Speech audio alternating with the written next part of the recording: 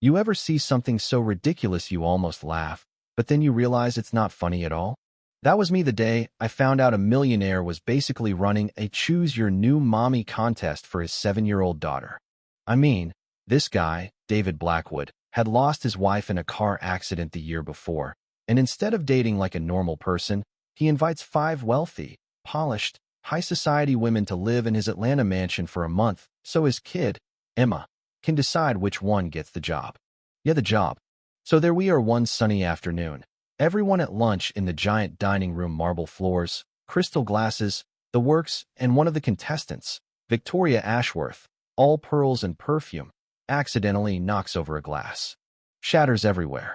Before anyone else even reacts, Kesha, the 28-year-old cleaning lady who's been working there only 3 months, slips in quietly, kneels down, starts picking up shards with bare hands.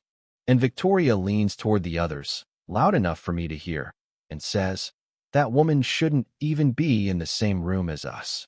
I swear, the words dripped with so much venom it could have melted the marble. What they didn't know was that Kesha wasn't just some cleaner. She'd basically brought Emma back to life after months of grief. Pancakes for breakfast, silly games in the garden, bedtime stories that made the kid giggle again. Emma followed her like a shadow, which of course, drove the contestants crazy. These women weren't just competing for a ring, they were competing for the lifestyle, and this young black woman in a house uniform was making them all look irrelevant. And David? He was watching everything. Literally. After Emma started having nightmares again, he'd wired the place with cameras and microphones. So he saw the whispered insults, the little power plays, the fake smiles. At dinner one night, Priscilla Montgomery, the lawyer, told the others, "That girl needs to learn about social hierarchy early on. She should know the appropriate people for her social class." And they all nodded like they were talking about table manners, not about poisoning a kid's worldview. But Kesha, she had this way of taking it in, lowering her eyes like she was giving up when in reality, she was biding her time. You could see it if you looked close. She wasn't broken, she was planning. Now, while that mess was brewing, there was another storm a few miles away, and this one made the news. Isabella Richardson, daughter of billionaire Thomas Richardson, was having her birthday at a cafe with David and his own daughter, Sophia.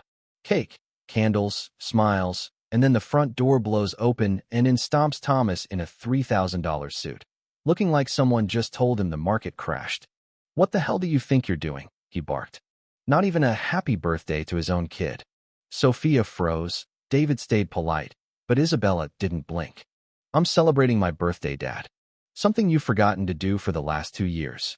And Thomas?" Oh, he wasn't done. He glanced at David like he was gum stuck to his shoe, muttered about "these people," and made it very clear he wanted her gone. By then, everyone in the cafe had their phones out. Hashtags were born before the plates were cleared: Richardson racist, cafe meltdown, and the internet did what it does. See, what no one knew was that Isabella had been stuck in that wheelchair for 2 years since an accident, and her father had used it as an excuse to keep her safe, which really meant silent. But she'd been busy building a quiet network of journalists, former employees, anyone who knew how her father really made his billions. And when he froze her accounts and took her keys to punish her for embarrassing him, she decided it was go time. She sent a message to Alexandra Torres, an investigative journalist who'd been circling Richardson Tech for years. "It's time." And on the other side of the city, David's phone rang. "Same journalist." She told him, "I have information that could change everything. And reason to believe your family's in danger." He hesitated. Who wouldn't? But something in her voice made him agree to meet. Meanwhile, Thomas's crisis team was celebrating. They'd gotten influencers to post subtle digs at David, painted the whole thing as opportunism. They thought the narrative was turning.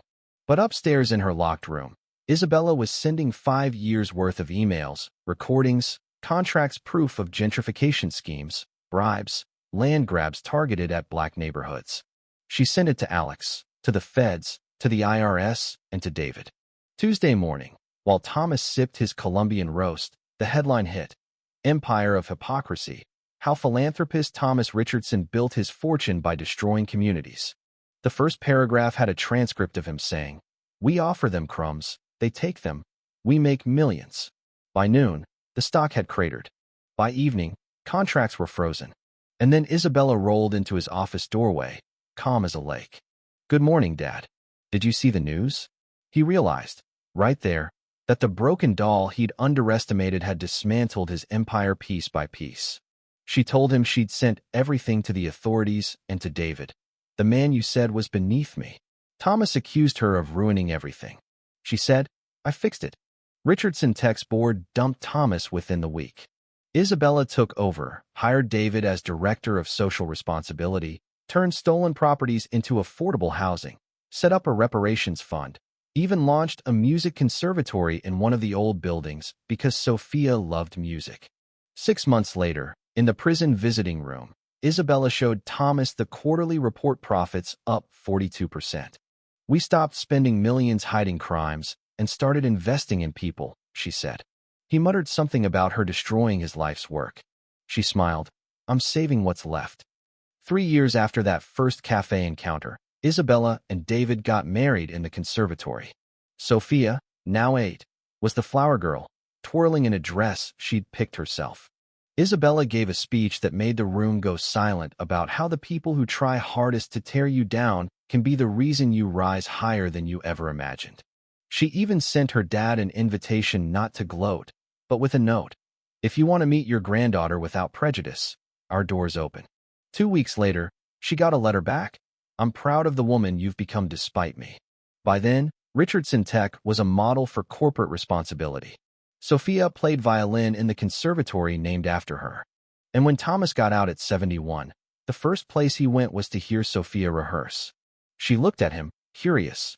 "Are you Mab Bella's grandfather?" He said yes. And she said, "Want to hear my song?" Mab Bella says music heals broken things. He sat there, listening, and I swear you could see it in his eyes the moment he finally understood that real power isn't about stepping on people, it's about lifting them up. Isabella hadn't just beaten him. She'd built something so good, so lasting, that it made his cruelty irrelevant. And that's the thing, sometimes the best revenge isn't revenge at all. It's building something beautiful on top of the wreckage they left you with, so solid that they can't touch it anymore. You know what I mean? So here's my question for you. If you were Isabella, would you have done it? Would you have blown it all up and rebuilt from the ground? Or walked away and let it go? Because depending on who you ask, she's either a hero or she went too far. And I'm curious where you stand. Drop it in the comments. Tell me if justice was served or if she crossed the line.